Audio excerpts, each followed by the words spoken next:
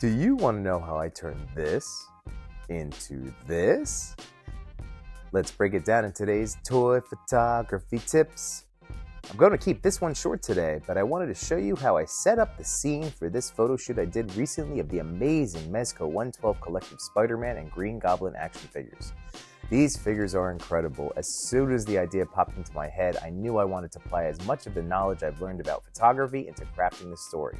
But first, let's talk about the equipment. Now, I am a firm believer that it's not the camera but the photographer that captures a great image. For the first year of my toy photography journey, I used the iPhone I had at the time, which was an iPhone 11. Once I proved to myself that this was my hobby for life, I upgraded to the Canon M50 Mark II, mostly due to the fact that I felt like I had hit limitations in what I was able to produce, as well as the fact that I wanted to challenge myself to learn a new piece of technology and the skill set behind it. From there, it was a matter of slowly acquiring multiple lights. In this case, I used 5 different lights, all from Ulanzi. I found them to be the best bang for your buck, and you can find each of them in my Amazon storefront if you use the link in the description below. Each one has a slightly different feature, but accomplishes the same thing of lighting your scene, so you really can't go wrong with adding any of them to your toolbox. For the backdrop, I wanted a classic New York City rooftop vibe.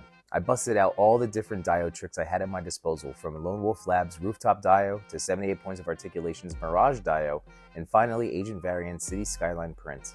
Thanks to a suggestion from Machu Toy, I used one of the 78 walls to create leading lines to help draw the viewer's attention to Spidey, while the Garage Kit Ulanzi Light barn door accessory created a spotlight to highlight Peter's details. A few strategically placed toys and board games helped elevate those different aspects, because at the end of the day, you have to use what you have to bring the image in your head to life. 3 of the lights were used to illuminate the windows of the diodes, while the 4th was off to the side in pink, since that's my go-to color to give a city vibe that's cast up to Spidey on the building. When I looked over the accessories, and knowing I was going for a Mezco Monday entry, I looked through my Mezits collection and saw the pumpkin mask. Immediately I thought of Goblin playing a Joker-style trick on Parker, and thought that the unmasked head sculpt and mask-in-hand accessory would really sell the story. For Goblin, showing him off on his glider was a must for me, and the variety of pumpkin bombs was a match made in heaven. The final addition was the Mezco Spidey Sense accessory, because of course he'd be experiencing a Peter tingle with Goblin sneaking up behind him. Rather than use the stand to hold it up, I went with some blue tack. And to top everything off, I used some atmosphere aerosol to obviously create and add some atmosphere and city mist, smoke, fog to the image itself, and really help bring out the lighting. And there you have it, Spidey vs. Goblin captured in a single frame. I decided to go f-stop f.6 for the aperture, since that's how our eyes naturally experience bokeh, and I didn't want to lose too many details of Goblin in the background. Rather than focus stack, I decided to make 2 versions with both figures having the main focus, although in retrospect I would have made Goblin a little clearer to see, but I was having some trouble hiding the crate that Goblin was propped up on, as well as parts of my living room.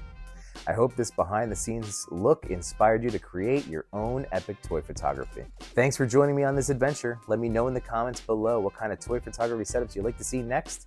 And don't forget to like and subscribe for more, because I go live every Sunday night at 8 p.m. Eastern Standard Time to talk about life and toys. Hope to see you in the chat one of these days, and have a great rest of yours now. Peace.